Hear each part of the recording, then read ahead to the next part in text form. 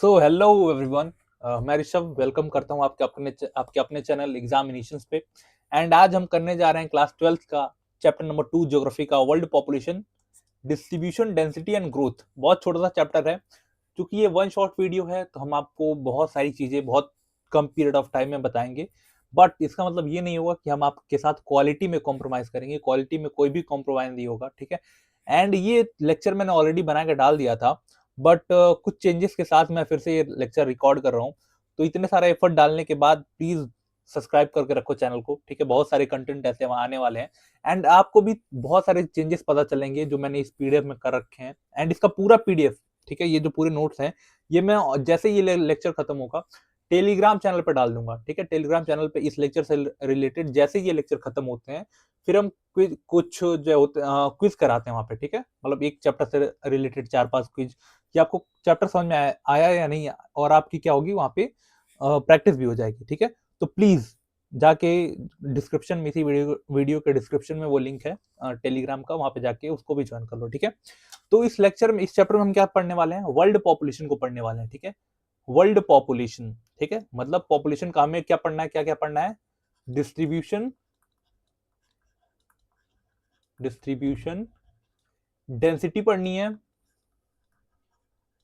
Density पढ़नी है, and growth पढ़नी है, ठीक है। ठीक है, ग्रोथ पढ़नी है। ये तीन चीजें हमें पढ़नी है इस पूरे चैप्टर में। हमारा ज्यादा फोकस किस पे रहेगा? ग्रोथ पे रहेगा एंड डिस्ट्रीब्यूशन पे रहेगा। डेंसिटी एक छोटा सा टॉपिक है, बस हम देख लेंगे इसको, ठीक है। अब देखो, अब फॉर एग्जाम्पल मैं आपको ये वाला मैप दिखाता हूँ, ठीक है। ये वाला आपको मैप दिखा रहा हूं मैं।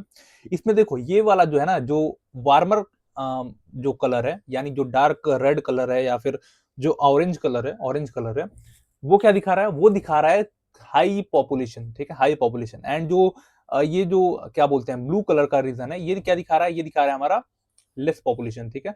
इसमें चूंकि ये एआई जनरेटेड इमेज है, तो इसमें थोड़ी सी वो है, ठीक है। क्योंकि ये देखो यहाँ पे ग्रीनलैंड जो है, ठीक है, यहाँ पे पॉपुलेशन बहुत कम है, बट यहाँ पे भी दिखा रखा है, ठीक है। तो मैं इस मैप से सिंपली मैं क्या शो करना चाहता हूँ आपको, कि जो हमारा जो पॉपुलेशन का डिस्ट्रीब्यूशन है वो क्या है? अनइवन है, ठीक है। हमारे पॉपुलेशन का डिस्ट्रीब्यूशन क्या है? अनइवन है। आप कहीं कहीं देखोगे जो हमारी सिटीज हैं वो क्राउडेड सिटीज हैं, मतलब क्राउडेड एरिया है, बहुत ज्यादा क्राउड रहता है। फॉर एग्जाम्पल आप दिल्ली का एग्जाम्पल लो, यहाँ पर डेंसिटी 11,000 से ज्यादा, 11,000 से ज्यादा है डेंसिटी यहाँ पे। मतलब 1 किलोमीटर में 11,000 से ज्यादा लोग रहते हैं, ठीक है। और वहीं कुछ एरिया देखोगे आप, वो सुनसान पड़े हुए हैं। गांव में जाओगे देखोगे तो खेत पड़े हुए हैं, खेत के बीच में एक दो घर है। पहाड़ों पे जाओगे तो पहाड़ में एक दो घर मिलेंगे आपको, ठीक है। ऐसे एरिया है, कुछ तो एकदम क्राउडेड एरिया है, कुछ एकदम खाली एरिया है। तो इससे हमें क्या पता चलता है? इससे हमें पता चलता है कि जो वर्ल्ड पॉपुलेशन है वो क्या है? अनइवन डिस्ट्रीब्यूशन है, अनइवन, अनइवन डिस्ट्रीब्यूशन है, अनइवन डिस्ट्रीब्यूशन ऑफ पॉपुलेशन है, ठीक है। समझ में आई बात? अब देखो, पूरे चैप्टर में क्या पढ़ना है हमें? 5 चीजें पढ़नी है, 5-6 चीजें। पहला, डिस्ट्रीब्यूशन एंड डेंसिटी पढ़नी है। दूसरा, ऐसे कौन कौन से फैक्टर्स हैं जो हमारे डिस्ट्रीब्यूशन को इफेक्ट करते हैं, ठीक है। तीसरा, component of population change. Component of population change का मतलब होता है ऐसे कौन कौन से फैक्टर्स हैं जिनकी वजह से क्या होता है? पॉपुलेशन में चेंजेस होते हैं, ठीक है। पॉपुलेशन बढ़ती है, घटती है, किसकी वजह से होता है? उसी को हम क्या बोलते हैं? कंपोनेंट ऑफ पॉपुलेशन चेंज, ठीक है। अब पॉपुलेशन ग्रोथ से रिलेटेड, यानी पॉपुलेशन चेंजेस से रिलेटेड कुछ कॉन्सेप्ट हैं, ठीक है। जैसे ग्रोथ रेट होता है, पॉपुलेशन क्या बोलते हैं, ग्रोथ रेट होता है, लाइक और क्या होता है? और होता है natural growth rate, actual growth rate, positive growth rate. ये सारी चीजें हम देखेंगे, ठीक है। और अब इस चैप्टर की जान, ठीक है, सबसे इंपॉर्टेंट, इसको स्टार मार्क करके रखो आप, डेमोग्राफिक ट्रांजिशन थ्योरी। हर सेट में क्वेश्चन आते हैं, हर सेट में। अगर आपको 3 से 5 नंबर फ्री में चाहिए, ये टॉपिक करके चले जाना इस वीडियो से, 3 से 5 नंबर फ्री में आ जाएंगे। मैं स्टार लगा रहा हूं जिसपे वो देख लो आप, ठीक है। पहला एक डेमोग्राफिक ट्रांजिशन थ्योरी और एक फैक्टर इन्फ्लुएंसिंग डिस्ट्रीब्यूशन, ये 2 टॉपिक करके जाना, आप देख लो, ठीक है। इस चैप्टर की जान है ये कर लो, बस हो जाएगा आपका पूरा चैप्टर, और बस इसको समझ लेना, ठीक है। और एंड में हम एक टॉपिक देखने वाले हैं पॉपुलेशन कंट्रोल की, हमें पॉपुलेशन को कैसे कंट्रोल करना चाहिए, ठीक है। एक हमारे बड़े से अच्छे ज्योग्राफर हुए या फिर थिंकर हुए, जिनका क्या नाम था? जिनका नाम था जॉर्ज, जॉर्ज बी क्रेसी, ठीक है, जॉर्ज बी क्रेसी, ठीक है। ये एक ज्योग्राफर या फिर थिंकर थे, ठीक है। इन्होंने एक स्टेटमेंट दिया था, उस स्टेटमेंट में इन्होंने ये कहा था कि एशिया की कुछ ऐसी जगह है, ठीक है, एशिया की कुछ ऐसी जगह हैं जहां पे लोग बहुत कम हैं, ठीक है, और कुछ ऐसी जगह पे कुछ ऐसी जगह हैं जहां पे लोग बहुत ज्यादा हैं, ठीक है। फॉर एग्जाम्पल अगर ये एशिया है, कंटिनेंट है हमारा, तो कुछ एरिया होगा, ठीक है, कुछ एरिया होगा, जैसे ये एरिया होगा, ठीक है, इसमें पॉपुलेशन बहुत ज्यादा है होगा, ठीक है, और कुछ ये वाला एरिया होगा, ठीक है, कुछ ये एरिया होगा जहाँ पे बिल्कुल बहुत एक दो लोग रहेंगे, ठीक है, कुछ एरिया में बहुत ज्यादा भीड़ लगी होगी, ठीक है। तो इनका ये एक स्टेटमेंट है, अगर क्वेश्चन आता है कि ये स्टेटमेंट किसने बोला था, तो आप पहचानने के लिए लायक हो, तो इसलिए मैंने बता दिया आपको, ठीक है। अब देखो, डिस्ट्रीब्यूशन एंड डेंसिटी, ठीक है, हमें क्यों पढ़ना होता है डिस्ट्रीब्यूशन एंड डेंसिटी। सबसे पहले हम डिस्ट्रीब्यूशन को समझते हैं, ठीक है, डिस्ट्रीब्यूशन और डेंसिटी को एक साथ समझ लेते हैं, ठीक है। देखो, अगर फॉर एग्जाम्पल अगर कुछ, जैसे हमारी ये कंट्री है, ठीक है, ये क्या है, हमारी कंट्री है, ठीक है, अगर हमें पॉपुलेशन के बारे में पता होगा कि इस एरिया में फॉर एग्जांपल ये हमारा जो आंध्र प्रदेश या फिर तमिलनाडु का एरिया है, यहाँ पे पॉपुलेशन क्या है, कम है, ठीक है, कम है, हम क्या करेंगे, इस पॉपुलेशन के अकॉर्डिंग ही अपने प्लान्स बनाएंगे, ठीक है। अब देखो यहाँ पे क्या है, ये एरिया क्या है हमारा, ये है हमारा उत्तर प्रदेश। अब हमें पता है कि इस एरिया में पॉपुलेशन बहुत ज्यादा है, ठीक है, तो हम इसी अकॉर्डिंग इस एरिया में काम करेंगे, ठीक है, इसी अकॉर्डिंग हम अपने प्लान को एग्जीक्यूट करेंगे, अपने प्लान को बनाएंगे, इसी अकॉर्डिंग हम अपने, अगर कोई डिजास्टर आ जाता है तो हम उसी अकॉर्डिंग अपना काम चला सकते हैं, ठीक है। मींस क्या होता है, अगर हमारे पास डेटा रहेगा कि इस एरिया में इतने लोग हैं, तो हम सारी चीजें उस अकॉर्डिंग कर पाएंगे, ठीक है, राशन देना हो या फिर कुछ और करना हो या फिर हॉस्पिटल बनाने हो, कितने बच्चे हैं, कितने बुढ़े हैं, उन लोगों के अकॉर्डिंग वहां पे काम करेंगे। तो हमें पॉपुलेशन क्यों समझना, वो करना चाहिए, हमारे पास डेटा क्यों होना चाहिए, ताकि हम लोगों के हिसाब से काम कर पाए वहां पे, ठीक है। अब देखो, जब हमें डिस्ट्रीब्यूशन और डेंसिटी के बारे में पता रहेगा तो हम एक चीज निकाल पाते हैं, वो उसको हम क्या बोलते हैं, डेमोग्राफिक पैटर्न बोलते हैं, ठीक है। डेमोग्राफिक पैटर्न का मतलब क्या होता है, डेमोग्राफिक पैटर्न का मतलब होता है कि आने वाले टाइम में हम उस एरिया के फ्यूचर को प्रिडिक्ट कर सकते हैं कि आने वाले टाइम में उस एरिया का जो फ्यूचर है, यानी जो पॉपुलेशन उस एरिया की, वो घटने वाली है या बढ़ने वाली है, ठीक है, ये हमें पता चलता है इससे, ठीक है। अगर हम बात करें कि पूरे दुनिया में क्या है, पूरे दुनिया का हाल क्या है, तो 10 मोस्ट पॉपुलस कंट्रीज हैं, ठीक है। 10 मोस्ट पॉपुलस कंट्री का मतलब क्या हुआ, पूरे दुनिया में जितनी भी कंट्रीज हैं, मतलब 193 प्लस कंट्रीज हैं, ठीक है, उसमें से जो 10 कंट्रीज है ना, 10 मोस्ट पॉपुलस कंट्री, वो पूरी दुनिया के 60% पॉपुलेशन को कंट्रोल करती हैं, ठीक है, या उसके पास है। फॉर एग्जाम्पल, इस पूरी दुनिया के 60% से ज्यादा लोग सिर्फ और सिर्फ 10 कंट्रीज में रहते हैं, ठीक है, समझ में आई बात। जैसे फॉर एग्जांपल आप यहाँ पे देखोगे, ठीक है, यहाँ पे इस चार्ट में देखो आप, चाइना टॉप पे है, अभी आपके बुक में एनसीईआरटी में चाइना ही टॉप पे है, तो चाइना को ही आप रखोगे, अपने हिसाब से इंडिया नहीं टिक करके आओगे, ठीक है। चाइना है, फिर इंडिया है, फिर यूएस है, फिर इंडोनेशिया है, ब्राजील है, पाकिस्तान है, नाइजीरिया है, बांग्लादेश है, रशिया है एंड मैक्सिको है, ठीक है, ये टॉप 10 कंट्रीज हैं। इसमें से 6 कंट्रीज सिर्फ और सिर्फ एशिया की हैं, ठीक है। अब वो स्टेटमेंट याद करो, ठीक है, जॉर्ज बी कैसी, जिन्होंने बोला था कि एशिया में कुछ जगह ऐसी हैं जहां पे पॉपुलेशन बहुत ज्यादा है, कुछ जगह ऐसी हैं जहां पे पॉपुलेशन बहुत कम है। अभी आप सेंट्रल एशियन कंट्रीज में चले जाओगे, जो कजाकिस्तान, तजाकिस्तान, तुर्कमेनिस्तान है, वहां पे पॉपुलेशन बहुत कम है। बट वहीं आप साउथ एशिया में आओगे, इंडिया, बांग्लादेश, पाकिस्तान, वो टॉप 10 की कंट्रीज हैं, ठीक है, इसीलिए उन्होंने स्टेटमेंट दिया था, ठीक है। अब डिस्ट्रीब्यूशन का हमें पता चल गया कि डिस्ट्रीब्यूशन क्यों मैटर करता है, ठीक है। अब डेंसिटी क्या होती है, डेंसिटी का एक सिंपल सा कैलकुलेशन होता है, एक सिंपल सा डेफिनेशन होता है।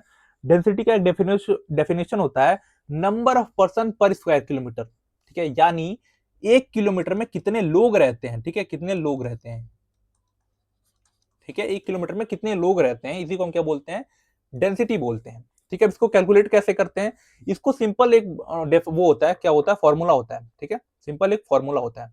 क्या फॉर्मूला होता है, नंबर ऑफ पर्सन, क्या, वेट, पीपल अपॉन में एरिया, ठीक है। इस फॉर्मूले पे फॉर एग्जांपल किसी कंट्री की पॉपुलेशन अगर कितनी है, 1.5 लाख है, फॉर एग्जांपल किसी कंट्री की पॉपुलेशन अगर कितनी है, 1.5 लाख है, ठीक है, और उस कंट्री का एरिया कितना है, उस कंट्री का एरिया है 100 किलोमीटर का एरिया, ठीक है। अब देखो, अब ये इस फॉर्मूले से हम क्या निकालेंगे, इस एरिया की डेंसिटी निकाल देंगे, ठीक है। तो डेंसिटी कितनी आई हमारी, 1500, ठीक है, यानी 1 किलोमीटर में कितने लोग रहते हैं, उस कंट्री में 1500 लोग रहते हैं, यानी ये क्या है, इस कंट्री की क्या है, डेंसिटी है ये, ठीक है, इसकी एंट्री की क्या है, डेंसिटी है ये। ठीक है, अगर क्वेश्चन आएगा आपको कि डेंसिटी को आपको डिफाइन करना है, तो डेंसिटी का आपको डेफिनेशन लिखना है एंड ये एग्जांपल आपको समझा देना है। ठीक है, ठीक है।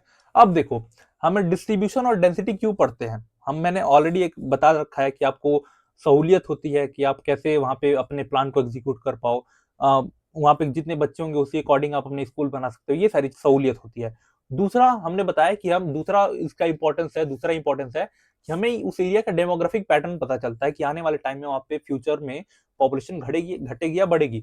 और तीसरा जो इंपॉर्टेंट रीजन है, वो तीसरा रीजन है हमारा कैपेसिटी ऑफ लैंड, यानी हर लैंड का मतलब हर जमीन का एक हिस्से का each unit of land has minimum capacity to uphold the life. मतलब हर एरिया में ऐसा नहीं है कि वहां पे आप खेती करते जाओगे तो वो सॉइल अपनी फर्टिलिटी लूज नहीं करेगी, ऐसा नहीं होता। हर लिमिटेड हर जो लैंड होती है उसकी एक कैपेसिटी होती है। ठीक है, तो अगर किसी एरिया में बहुत ज्यादा डेंसिटी हो जाएगी, ठीक है, बहुत ज्यादा लोग रहने लगेंगे, तो उस पूरे एरिया का जो सॉइल है वो खराब होने लगेगा। ठीक है, तो इसीलिए हमें डेंसिटी को और डिस्ट्रीब्यूशन को अच्छे से मैनेज करना आना चाहिए। ठीक है, यहाँ पे मैंने थोड़ा सा अपनी क्रिएटिविटी दिखा के यहाँ पे मैंने काम किया है, कुछ देख लो आप। ठीक है, ये चाइना है, ठीक है, यहाँ पे सबसे ज्यादा पॉपुलेशन है, फिर इंडिया, फिर यूएस, फिर इंडोनेशिया एंड फिर ब्राजील। ठीक है, यहाँ पे मैंने इनके जो नेशनल जो एनिमल है उनके मैंने रिप्रेजेंट कर रखा है। ठीक है, तो यहाँ पे आई होप ये अच्छा लगा होगा आपको। ठीक है, अब देखो कुछ फैक्टर्स हैं जो हमारे जो डिस्ट्रीब्यूशन है उसको इफेक्ट करते हैं, ये इंपॉर्टेंट है, तो इसको आप ठीक से समझो। ठीक है, अब फैक्टर जो है उनको हमने कितने पार्ट में डिवाइड किया है, 3 पार्ट में। पहला जियोग्राफिकल, दूसरा इकोनॉमिकल एंड तीसरा सोशल एंड कल्चरल। ठीक है, जियोग्राफिकल फैक्टर में पहला जो आता है वो आता है वाटर। ठीक है, अवेलेबिलिटी ऑफ वाटर। ठीक है, फॉर एग्जाम्पल जिस एरिया में पानी रहेगी उस एरिया में ज्यादातर लोग रहना प्रेफर करेंगे। आपने ये सुना होगा कि एंशियंट टाइम में जितनी भी सिविलाइजेशन थी या जितने लोगों के गांव बसते थे वो नदी के किनारे बसते थे। क्यों? क्योंकि पानी सबसे ज्यादा इंपॉर्टेंट है, वो हम कुकिंग में भी यूज करते हैं, वो हमें ड्रिंकिंग में भी यूज करते हैं। हम 1 दिन 2 दिन बिना खाए रह जाएंगे लेकिन बिना पानी के नहीं रह पाएंगे। ठीक है, तो ज्योग्राफिकल फैक्टर जहां पे पानी होगा वहां पे सबसे ज्यादा लोग रहेंगे। ठीक है, तो कैसे इन्फ्लुएंस कर रहा है हमारे डिस्ट्रीब्यूशन को आप देखो। ठीक है, लैंडफॉर्म्स, दूसरा हमारा ज्योग्राफिकल फैक्टर आता है वो लैंडफॉर्म्स है। फॉर एग्जांपल अगर आपको रहने दिया जाए, फॉर एग्जांपल इसका मैंने एक वो लगा रखा, देखो यहाँ पे। ठीक है, अगर आपको बोला जाए ये जियोग्राफिकल फैक्टर में, अगर आपको बोला जाए कि आपको पहाड़ पे रहना है, इस एरिया में रहना है, या फिर ये प्लेन्स में रहना है जहाँ पे नदी है, प्लेन एरिया है, तो ऑब्वियसली आप चूज करो कि हमें प्लेन्स में रहना है जहाँ पे नदी है। यहाँ पे क्या होता है, अगर आप प्लेन्स में रहने की वो करोगे, प्लेन्स में रहना कोशिश करोगे रहने का, तो आपके लिए क्या होगा, आपको आसानी होगी ट्रांसपोर्टेशन में, रोड आसानी से बन सकते हैं, खेती आसानी से हो सकती है, ये सारी चीजें लैंडफॉर्म्स पे वो होती हैं। ठीक है, तो दूसरा फैक्टर कौन सा जियोग्राफिकल में, लैंडफॉर्म। तीसरा है क्लाइमेट, जिस एरिया का क्लाइमेट अच्छा होता है वहां पे लोग रहना प्रेफर करते हैं। जैसे किसी एरिया में जहां पे बहुत ज्यादा ठंडी पड़ती है वहां पे लोग ज्यादा रहना प्रेफर नहीं करते। ऑब्वियस सी बात है कि वहां बहुत ठंडी रहती है तो ना खेती हो पाती है, अच्छे से खेती हो नहीं पाती है, जानवर भी बहुत ज्यादा नहीं होते हैं कि जिनको हम हंट करके खा पाए, ऐसा भी नहीं होता। तो या फिर जहाँ पे बहुत ज्यादा गर्मी होती है जैसे डिजर्ट्स में, वहां पे भी लोग बहुत कम रहते हैं। तो जहाँ पे पीजेंट सा क्लाइमेट हो ना, अच्छा क्लाइमेट हो, थोड़ी सी ठंडी हो, थोड़ी सी गर्मी हो, वहां पे लोग रहना प्रेफर करते हैं। एंड आपके बुक में एक एग्जाम्पल दिया हुआ है मेडिटेरेनियन रीजन का। ठीक है, ये कहाँ पे है, ये हमारा अफ्रीका और यूरोप के बीच में जो सी आता है उसी को हम मेडिटेरेनियन सी बोलते हैं। एंड इस सी के अराउंड में जितनी कंट्रीज हैं उनका क्लाइमेट बहुत अच्छा माना गया है। ठीक है, एंड फोर्थ एंड लास्ट जो हमारा ज्योग्राफिकल फैक्टर है जो हमारे पॉपुलेशन डिस्ट्रीब्यूशन को अफेक्ट करता है वो है हमारा क्वालिटी ऑफ सॉइल। ठीक है, सॉइल की क्वालिटी बहुत ज्यादा मैटर करती है। अगर किसी सॉइल की फर्टिलिटी बहुत अच्छी होगी, उसकी क्वालिटी बहुत अच्छी होगी, तो लोग वहां पे क्या करेंगे, वहां पे रहना प्रेफर करेंगे। ठीक है, क्योंकि एग्रीकल्चर वहां पे अच्छा होगा, एग्रीकल्चर सरप्लस जहाँ पे होता है वहां पे लोग ऑलरेडी रहना प्रेफर करते हैं, वहां पे पॉपुलेशन बूम करती है। ठीक है, दूसरा अगर हम टॉपिक पे आए, दूसरा ऐसा फैक्टर जो इकोनॉमिकल फैक्टर है उसमें भी हमने 3 वो कर रखे हैं। ठीक है, 3 चीज, जैसे माइनिंग एंड मिनरल्स। पहला, माइनिंग एंड मिनरल्स कैसे, फॉर एग्जांपल किसी एरिया में, फॉर एग्जांपल किसी गांव में क्या हुआ, हमें अचानक से मिनरल्स की डिस्कवरी हो गई कि यहाँ पे मिनरल्स हैं। ठीक है, अब क्या होगा, उस मिनरल को निकालने के लिए वहां पे बहुत सारी फैक्ट्री सेटअप होंगी। ठीक है, फैक्ट्री सेटअप हो गई, उसकी वजह से क्या होगा, वहां पे लोग आएंगे काम करने के लिए। अब जब लोग आएंगे काम करने के लिए तो उनके लिए वहां पे ट्रांसपोर्टेशन का डेवलपमेंट हो जाएगा। उनके लिए वहां पे क्या होगा, उनके लिए वहां पे ग्रोसरी शॉप्स खुल जाएंगी, वहां पे लोग रहने खाने लग जाएंगे, वहां पे पूरा एक मार्केट का इकोसिस्टम सेटअप हो जाएगा। ट्रांसपोर्टेशन होने लगेगा, ड्राइवर की जॉब जॉब लग जाएगी, जो शॉपकीपर्स होते हैं उनकी जॉब लग जाएगी। ठीक है, तो माइनिंग की वजह से आप देखोगे, माइनिंग एंड मिनरल्स की वजह से जहां पे कुछ भी नहीं था वहां पे आप देखोगे पूरा एक इकोसिस्टम डेवलप हो जाता है एंड वहां पे आके पॉपुलेशन सेटल हो जाती है। ठीक है, तो माइनिंग एंड मिनरल्स भी हमारे डिस्ट्रीब्यूशन को इफेक्ट करते हैं। ठीक है, इसमें जैसे आपके बुक में एक एग्जांपल दिया है, कटांगा Zambia copper belt, कटांगा Zambia Zambia copper belt. ठीक है, ये कहां पे है, अफ्रीका में है। ठीक है, अब अर्बेनाइजेशन फैसिलिटीज, फॉर एग्जाम्पल आप देखोगे बहुत सारे लोग शहर से निकल के गांव, मतलब गांव से निकल के शहर में आते हैं। क्यों आते हैं, क्योंकि जो शहर फैसिलिटीज देता है वो बहुत अच्छी होती है एक अच्छे लाइफ जीने के लिए। ठीक है, जैसे अच्छा हेल्थ केयर, अच्छा एजुकेशन, अच्छा ट्रांसपोर्टेशन, अच्छी सिक्योरिटी, अच्छा इंप्लॉयमेंट, ये सारी चीजें हमें अर्बन सेंटर्स प्रोवाइड करते हैं। इसी की वजह से क्या होता है, रूरल अर्बन माइग्रेशन होता है, रूरल अर्बन माइग्रेशन। ठीक है, रूरल अर्बन माइग्रेशन इसी की वजह से होता है। ठीक है, अब तीसरा जो आता है इसका इकोनॉमिकल उसका फैक्टर का, वो आता है इंडस्ट्रियल। ठीक है, अब फॉर एग्जांपल ये भी माइनिंग से रिलेटेड है, जहां पे इंडस्ट्री सेटअप होती है वहां पे क्या होगा, जॉब्स क्रिएट हो जाएंगे। ठीक है, इसका भी एग्जांपल आपके बुक में दे रखा है, तो लिख लो आप, Kobe Osaka, Kobe Osaka, O S A K, Osaka, ये एक एरिया है जापान में। ठीक है, ठीक है, ये एक इसका एग्जाम्पल है। ठीक है, तीसरा सोशल एंड कल्चरल। ठीक है, तीसरा कौन सा फैक्टर है जिसकी वजह से पॉपुलेशन डिस्ट्रीब्यूशन इफेक्ट होता है, वो है सोशल एंड कल्चरल। ठीक है, जिस रीजन का, ठीक है, जिस एरिया का रिलीजियस कोई सिग्निफिकेंस हो, जैसे फॉर एग्जांपल हिंदू के लिए मथुरा है, वृंदावन है, काशी है, ठीक है, हरिद्वार है, यहाँ पे लोग ज्यादा रहना प्रेफर करेंगे, ज्यादा जाना प्रेफर करेंगे, घूमना फिरना प्रेफर करेंगे, सेटल होना प्रेफर करेंगे। सेम वैसे ही जैसे मुस्लिम मक्का मदीना में जाना प्रेफर करते हैं, वहां पे रहना प्रेफर करते हैं, क्रिश्चियन जेरूसलम या फिर और कहीं रहना प्रेफर करेंगे। ठीक है, तो सिंपल सा, जहाँ पे रिलीजियस सिग्निफिकेंस का मैटर करता है वहां पे लोग रहना ज्यादा प्रेफर करेंगे। जहाँ पे पॉलिटिकल स्टेबिलिटी हो, अब आप फॉर एग्जांपल अगर आपको कहीं सेटल होने जाना है तो आप अफगानिस्तान में तो जाओगे नहीं, क्योंकि वहां पे ऑलरेडी सिविल वॉर छिड़ रखा है। जहाँ पे पॉलिटिकल स्टेबिलिटी रहती है, जैसे इंडिया में है कि एक प्रॉपर गवर्नमेंट है, वो चल रही है, कोई भी सिविल वॉर नहीं है, सारी चीजें शांत है, तो यहाँ पे रहना प्रेफर करोगे आप। गोबर और तीसरा जो हमारा इंपॉर्टेंट है वो है गवर्नमेंट पॉलिसीज। ठीक है, जहाँ पे ऐसी एरिया जहाँ पे गवर्नमेंट की पॉलिसीज अच्छी हैं, जहाँ फॉर एग्जांपल ज्यादातर लोग दुबई क्यों जाना प्रेफर करते हैं, क्यों, क्योंकि वहां पे टैक्सेस ही नहीं लगते हैं। आप जितना कमाओ उतना आपका। इंडिया में वही बहुत ज्यादा हैवी टैक्सेस हैं, आपको ज्यादा पे नहीं करते हो, कंपनीज पे नहीं करती हैं आपको, आप लोगों को। तो यहाँ से ज्यादातर लोग निकल के दुबई जाते हैं, जो जिनको जॉब करनी होती है वो अमेरिका चले जाते हैं। ठीक है, तो गवर्नमेंट की पॉलिसीज की वजह से भी पॉपुलेशन में चेंजेस होते हैं, पॉपुलेशन डिस्ट्रीब्यूशन इफेक्ट होता है। ठीक है, अब ये हमने ऑलरेडी देख लिया। ठीक है, जो सबसे इंपॉर्टेंट था, पहला इंपॉर्टेंट था, वो हमने देख लिया है। ठीक है, अब हम आगे चलते हैं। अब हम देखते हैं कंपोनेंट ऑफ पॉपुलेशन चेंज। ठीक है, ये भी इंपॉर्टेंट है बट थोड़ा सा आप देखे रहो तो ठीक है। कंपोनेंट ऑफ पॉपुलेशन चेंज, जैसा कि मैंने बताया, ये क्या दिखाता है, ये क्या दिखाता है, जिस चीजों की वजह से पॉपुलेशन में चेंजेस आते हैं। ठीक है, फॉर एग्जांपल जिस चीजों की वजह से पॉपुलेशन में चेंजेस आएंगे वो तीन चीजें हैं। पहला क्रूड बर्थ रेट, दूसरा क्रूड डेथ रेट, और तीसरा माइग्रेशन। क्रूड बर्थ रेट क्या होता है, मतलब 1,000 में से कितने बच्चे जिंदा रह गए। ठीक है, इसका एक डेफिनेशन है, आप लिख लो थोड़ा सा।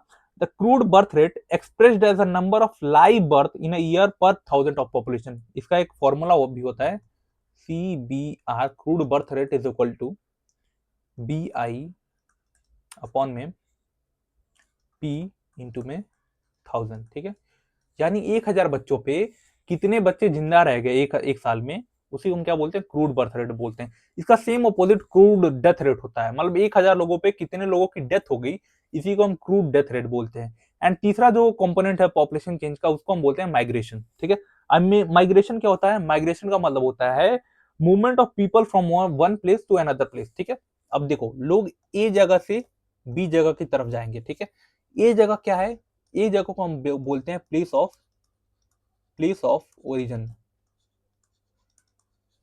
Place of origin. और बी जगह को हम क्या बोलेंगे, प्लेस ऑफ डेस्टिनेशन, ठीक है, प्लेस ऑफ ओरिजिन और प्लेस ऑफ डेस्टिनेशन, ठीक है। अब लोग कहां से कहां जाते हैं, प्लेस ऑफ ओरिजिन से कहां जाएंगे, प्लेस ऑफ ओरिजिन से कहां जाते हैं, प्लेस ऑफ डेस्टिनेशन की तरफ जाते हैं, ठीक है। अब यहाँ पे माइग्रेशन में दो फैक्टर्स काम करते हैं। पहला कौन सा फैक्टर होता है, पहला फैक्टर होता है पुश फैक्टर, ठीक है, जो हमारे ओरिजिन में लगता है, ठीक है, और दूसरा होता है पुल फैक्टर जो हमारे डेस्टिनेशन में लगता है।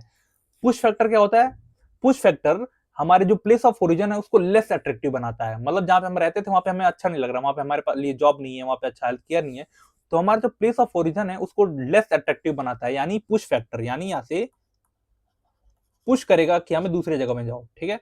और हम बी फैक्टर जो हम बी है यानी प्लेस ऑफ डेस्टिनेशन, वहां पे कौन सा काम करता है, पुल फैक्टर काम करता है, पुल फैक्टर, ठीक है, यानी ये हमें अपनी तरफ खींचेगा, ठीक है, यानी हमने जहां पे जाना है वहां पे बहुत अच्छी फैसिलिटीज हैं, ठीक है। ये है आपका place of origin, place of destination, push factor and pull factor. Place of push factor कहां पे लगता है, ओरिजिन में लगता है, पुल फैक्टर कहां पे होता है, डेस्टिनेशन में होता है। अब एक इंपॉर्टेंट कॉन्सेप्ट आता है इमिग्रेंट्स का और एमिग्रेंट्स का। प्रोनाउंसिएशन में थोड़ा सा वो है, ठीक है, चेंजेस हैं, एंड स्पेलिंग में। इमिग्रेंट्स क्या होते हैं, इमिग्रेंट्स ऐसे होते हैं, इमिग्रेंट्स यहाँ पे मैं इसका डेफिनेशन लिख देता हूं, इमिग्रेंट्स, इमिग्रेंट्स कौन से होते हैं, migrants, migrants who move into new place, और migrants को emigrants कौन से होते हैं, emigrants कौन से होते हैं, migrants who move out of place, ठीक है। फॉर एग्जाम्पल एक एक्स लड़का था, ठीक है, एक एक्स लड़का था, वो प्लेस ऑफ ओरिजिन से निकल के, प्लेस ऑफ ओरिजिन से निकल के कहां गया, प्लेस ऑफ डेस्टिनेशन में गया, ठीक है, प्लेस ऑफ ओरिजिन से निकल के प्लेस ऑफ डेस्टिनेशन में गया। तो वो जो एक्स है वो इमिग्रेंट्स है यहाँ के बी के लिए, और एमिग्रेंट्स है प्लेस ए के लिए। क्यों, क्योंकि वो कहां पे जा रहा है, अगर जहां पे जाएगा वहां पे उसको क्या बोला जाएगा, इमिग्रेंट्स, यानी हमारी तरफ आया है ये, जहां से निकल के जा रहा है उसको वहां पे क्या बोला जाएगा, एमिग्रेंट्स, यानी यहां से जा रहा है। समझ में आई बात, छोटा सा डिफरेंस था ये, ठीक है। अब देखो वही मैंने बताया, ये क्या है, ये प्लेस ए है, जहाँ पे क्या है, यहाँ पे ना इंडस्ट्रीज हैं, बहुत ज्यादा उदास लोग रहते हैं, ठीक है। वहीं पे आप बी में जाओगे, यहाँ पे अच्छी खासी इंडस्ट्रीज हैं, अच्छा अर्बनाइजेशन है, अच्छे हेल्थ केयर, अच्छी फैसिलिटीज हैं, जॉब आपको दी जा रही है, तो यहाँ पे आप कितने खुश हैं, देखो आप, ठीक है, हंसते रहो, पेपर होते रहेंगे, कोई दिक्कत नहीं है, ठीक है। चलो एक मीम याद आ गया मुझे इसी बात पे, बट वो मैं दिखा नहीं सकता यहाँ पे, थोड़ा सा, ठीक है। चलो स्टार्ट करते हैं अब आपका आप नेक्स्ट टॉपिक। इसमें कुछ इंपॉर्टेंट जो है आपका पॉपुलेशन ग्रोथ के कुछ कॉन्सेप्ट, ठीक है। फॉर एग्जांपल जो मैंने बताया, एक है population growth, growth of population, growth of population, ठीक है। इसका मतलब क्या होता है, इसका मतलब होता है change in population, change in population of particular area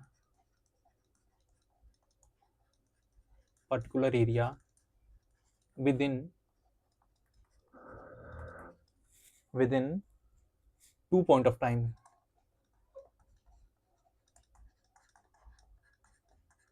ठीक है। ग्रोथ ऑफ पॉपुलेशन का मतलब क्या होता है, किसी एक पर्टिकुलर एरिया में, ठीक है, फॉर एग्जांपल ये हमारा एक एरिया है, ठीक है, किसी पर्टिकुलर टाइम के बीच में, फॉर एग्जांपल 2011 से लेके 2001 से लेके 2011 तक इंडिया की पॉपुलेशन कितनी चेंज हुई, इसी को हम क्या बोलते हैं, ग्रोथ ऑफ पॉपुलेशन बोलते हैं, ठीक है, इसी को हम क्या बोलते हैं, ग्रोथ ऑफ पॉपुलेशन बोलते हैं, ठीक है। दो वर्ड यहाँ पे याद रखना, पर्टिकुलर एरिया और point of time, 2 point of time, ये दो इंपॉर्टेंट है। जब इसी ग्रोथ ऑफ पॉपुलेशन को हम परसेंटेज में दिखाते हैं, फॉर एग्जांपल मैंने बोला कि 2001 से लेकर 2011 के बीच में इंडिया की पॉपुलेशन 10 लाख बढ़ गई, ठीक है, तो इसको हमने क्या किया, नंबर में एक्सप्रेस किया, इसीलिए हम इसको क्या बोलेंगे, ग्रोथ ऑफ पॉपुलेशन बोलेंगे। इसी को हमने जब परसेंटेज में वो कर दिया, फॉर एग्जांपल 2001 से लेकर 2011 तक, जो इंडिया की पॉपुलेशन है वो 10% बढ़ गई, यानी जिस जब हमने इसको परसेंटेज में वो कर दिया तो हम क्या हो गया, ये ग्रोथ रेट हो गया। ठीक है, नेचुरल ग्रोथ रेट क्या होगा, नेचुरल ग्रोथ रेट क्या होगा, अभी हमने देखा कि तीन कंपोनेंट होते हैं पॉपुलेशन चेंज के, बर्थ, डेथ और माइग्रेशन। ठीक है, बर्थ और डेथ क्या होता है, नेचुरल होता है, यानी जो बर्थ और डेथ की वजह से जो चेंजेस आएंगे उसको हम क्या बोलेंगे, नेचुरल ग्रोथ रेट बोलेंगे। ठीक है, इसमें हम बर्थ माइनस डेथ करते हैं तो हमें नेचुरल मिलेगा। एक्चुअल, जब हमने देखा कि तीन चीजों की वजह से पॉपुलेशन में चेंजेस आते हैं, तो जब तीनों चीजों की वजह से जब पॉपुलेशन में चेंज आएगा उसी को हम क्या बोलेंगे, actual growth rate of population बोलेंगे, जिसमें हम नेचुरल प्लस माइग्रेशन को ऐड कर देंगे। ठीक है, इसका पूरा फॉर्मूला आप यहाँ लिख लो, कहीं काम में आ जाएगा आपको। Natural natural plus natural plus immigrants plus emigrants, out migration. ठीक है, इसका ये फॉर्मूला है। ठीक है, मतलब नेचुरल प्लस इमिग्रेंट्स, यानी ये आपके कंट्री में जो आए एंड आपकी कंट्री से जो गए उसको हम जब हम प्लस कर देंगे, सॉरी यहाँ पे प्लस लिखा है मैंने, वेट, माइनस हो गया। ठीक है, माइनस। ठीक है, ये फॉर्मूला है। ठीक है, पॉजिटिव ग्रोथ और निगेटिव ग्रोथ रेट का मतलब क्या होता है। ठीक है, पॉजिटिव ग्रोथ रेट दो कंडीशन की वजह से होगा। ठीक है, पॉजिटिव ग्रोथ रेट दो की वजह से होगा, पहला बर्थ अगर ज्यादा है डेथ से, ठीक है, और तब होगा पॉजिटिव ग्रोथ रेट, या फिर आउट माइग्रेशन ज्यादा है इमिग्रेशन से। ठीक है, ये दो चीजों की वजह से, इमिग्रेशन, ठीक है, इन दो चीजों की वजह से क्या होगा, पॉजिटिव ग्रोथ रेट होगा। ठीक है, क्यों, क्योंकि अगर बर्थ ज्यादा होगा तो पॉजिटिव ग्रोथ रेट हो जाएगा।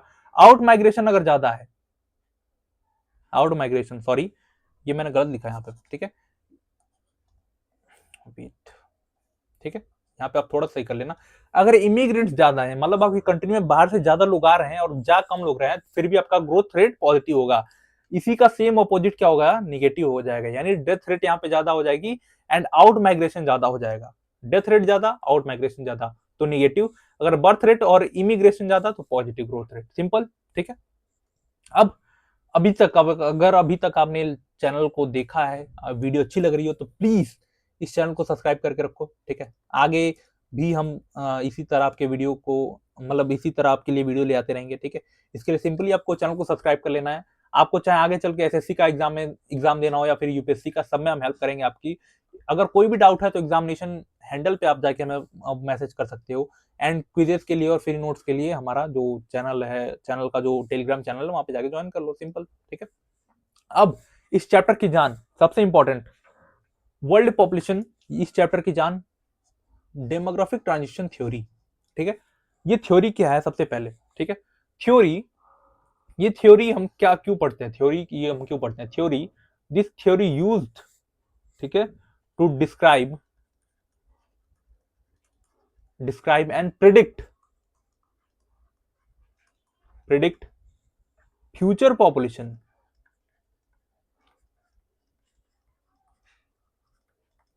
Population, of area.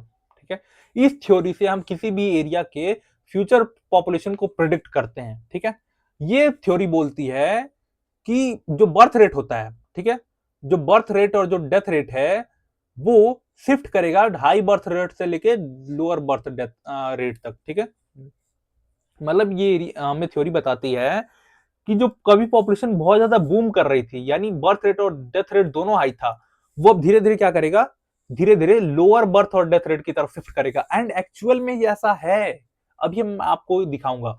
ये जब आप बुक 2 पढ़ोगे तो आप बुक 2 में आपने पढ़ा होगा इंडिया का ग्रोथ रेट। ठीक है, उसमें ये है, एक्चुअल में ये थ्योरी काम करती है। ठीक है, तो इसलिए थ्योरी को बहुत अच्छे से आपको समझने की कोशिश करनी चाहिए। ठीक है, इस थ्योरी में 3 स्टेज होते हैं, स्टेज 1, स्टेज 2 एंड स्टेज 3। ठीक है, स्टेज 1 में क्या होता है, high fertility and mortality rate होता है। ठीक है, फर्टिलिटी और मोर्टेलिटी रेट दोनों हाई होती हैं, क्यों, क्योंकि ये 200 साल पहले की बात कर रहा हूं मैं। ठीक है, 200 साल, ठीक है, 200 साल पहले फर्स्ट स्टेज था, यहाँ पे क्या होता है, high fertility and mortality rate होता है। क्यों? क्योंकि इस टाइम पे लोगों के पास टेक्नोलॉजी नहीं थी, मतलब अगर कोई छोटी सी भी बीमारी फैले तो बहुत पूरा गांव साफ हो जाता था, ठीक है। मोर्टेलिटी रेट बहुत ज्यादा थी, यानी पॉपुलेशन बढ़ने का कोई चांस ही नहीं था।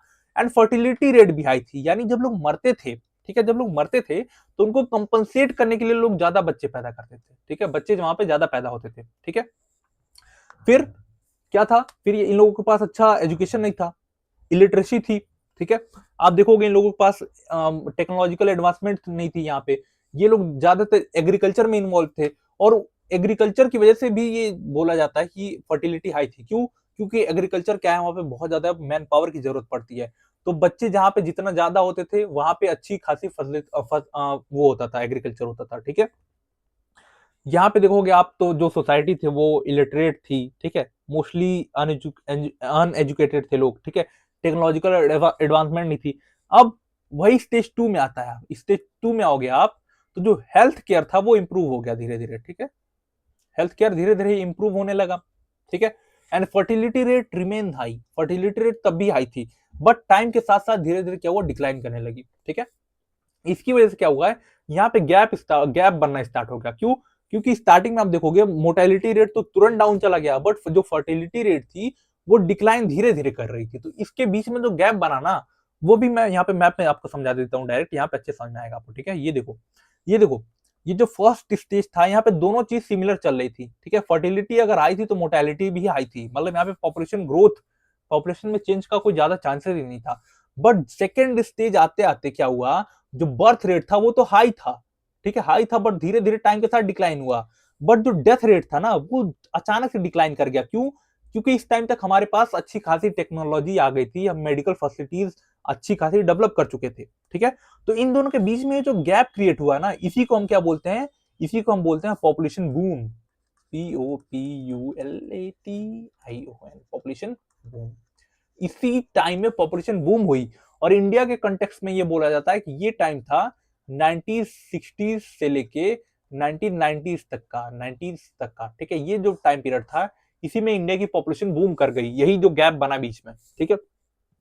अब स्टेज 3 में आप देखोगे तो स्टेज 3 में पॉपुलेशन न बहुत ज्यादा स्टेबल, बहुत ज्यादा ग्रो कर रही है, ना बहुत ज्यादा क्या है, घट रही है, ठीक है। फर्टिलिटी रेट भी हाई है, लो है, मोर्टेलिटी रेट भी लो है, दोनों चीजें लो है, ठीक है। अब देखो ये जो तीनों साइकिल है ना, ये जो तीनों साइकिल है, ये आप देखोगे कि फिर अगर ये लो फर्टिलिटी और मोर्टेलिटी रेट हो गई, जैसे ही थर्ड स्टेज कंप्लीट होगा, फिर तुरंत ही हमारी जो सोसाइटी है वो फर्स्ट स्टेज पे वो चली जाएगी, ठीक है। तो ये एक साइकिल की तरह काम करता है, और इसी को हम क्या बोलते हैं, डेमोग्राफिक साइकिल काम बोलते हैं, ठीक है, डेमोग्राफिक साइकिल बोलते हैं, ठीक है। आपकी बुक में भी ये चार्ट दिया हुआ है, ठीक है। फॉर एग्जाम्पल यहाँ पे स्टेज 1 में आप देखोगे तो अभी भी कुछ ऐसे जगह है जहाँ पे फर्टिलिटी और मोर्टेलिटी रेट दोनों अच्छी खासे हाई है, ठीक है, दोनों हाई है, फर्टिलिटी और मोर्टेलिटी दोनों हाई है। जैसे बांग्लादेश के कुछ रेन फॉरेस्ट ट्राइब्स हैं, वहां पे अभी भी ये होता है, ठीक है। स्टेज 2 का जो इनिशियल है, स्टेज 2 को हम दो पार्ट में डिवाइड कर सकते हैं, ठीक है, दो पार्ट में। फॉर एग्जाम्पल एक पहला स्टेज जहां पे बर्थ रेट तो बहुत ज्यादा है बट डेथ रेट कम हो चुकी है, ठीक है, वो उस कंडीशन में है पेरू, ठीक है। एंड स्टेज 2 का जो लेटर पार्ट है वहां पे श्रीलंका और केन्या है, जहां पे बर्थ रेट भी डाउन होता जा रहा है और डेथ रेट ऑलरेडी डाउन है, ठीक है। स्टेज 3 में आप देखोगे जहां पे पॉपुलेशन बहुत ज्यादा स्टेबल हो चुकी है या फिर डिक्लाइन कर रही है, जैसे यहाँ पे ज्यादातर डेवलप्ड नेशन आती है, कनाडा, जापान एंड यूएसए, ठीक है। ऐसे इसी थ्योरी पे बेस्ड आपसे क्वेश्चन सीयूटी में पूछा जाता है, ठीक है, वहां पे डायरेक्ट क्वेश्चन नहीं आएगा, ठीक है। यहाँ पे कोई डेवलप्ड नेशन का नाम दे देगा एंड पूछेगा ये किस स्टेज में आता है, तो आपको बताना पड़ेगा कि डेवलप्ड नेशन जितने भी हैं वो कहाँ पे आते हैं, स्टेज 3 में आते हैं, ठीक है। डेवलपिंग नेशन अभी भी स्टेज 2 में आएंगे, ठीक है। ये BR का मतलब क्या होता है, BR का मतलब यहाँ पे लिखा है birth rate and death rate, DR का मतलब, ठीक है। तो यहाँ पे ये चैप्टर थोड़ा सा बचा हुआ है, ये देख लो, ठीक है। पॉपुलेशन कंट्रोल हम कैसे कर सकते हैं, ठीक है। पॉपुलेशन कंट्रोल के लिए हमें फैमिली प्लानिंग करनी होगी, ठीक है। या फिर गवर्नमेंट को बहुत ज्यादा वो करना पड़ेगा प्रोपोगेंडा एड वो करना पड़ेगा, ठीक है, एड्स देने पड़ेंगे बहुत ज्यादा, ठीक है। सबसे इंपॉर्टेंट तरीका होता है पॉपुलेशन कंट्रोल करने का वुमेन हेल्थ को हमें अच्छे से रखना पड़ेगा, ठीक है। और एक थ्योरी है, ठीक है, एक थ्योरी है जिसको जो थ्योरी किसने दी थी, थॉमस मैथ्यूज ने दी थी, ठीक है। Thomas Thomas Matthews. ठीक है, थॉमस मैथ्यूज कौन थे? एक हिस्टोरियन सॉरी, एक जियोग्राफर थे या फिर एक थिंकर थे। 1798 में इन्होंने थ्योरी दी थी, जहां पे इन्होंने बोला था कि जो पॉपुलेशन है वो फूड सप्लाई से भी ज्यादा तेजी से वो कर रही है, ग्रो कर रही है। मतलब जितने लोग पैदा हो रहे हैं उनके खाने के लिए हमारे पास उतना खाना नहीं है जितने ज्यादा लोग पैदा हो रही हैं। ठीक है, the number of people would increase faster than the food supply. ठीक है, इसी को हम क्या बोलते हैं? मैल्थूसियन थ्योरी बोलते हैं। ठीक है, 1978 का। ठीक है, तो ये चैप्टर छोटा सा चैप्टर था, आई होप आपने एंजॉय किया होगा। एंड इसका जो आने वाले चैप्टर्स हैं वो भी मैं बना रहा हूँ, उसकी पीपीटी रेडी हो चुकी है। तो डेली एक वीडियो आएगा। ठीक है, हिस्ट्री, पॉलिटी, ज्योग्राफी, ये तीनों सब्जेक्ट हम आपके साथ कवर करेंगे।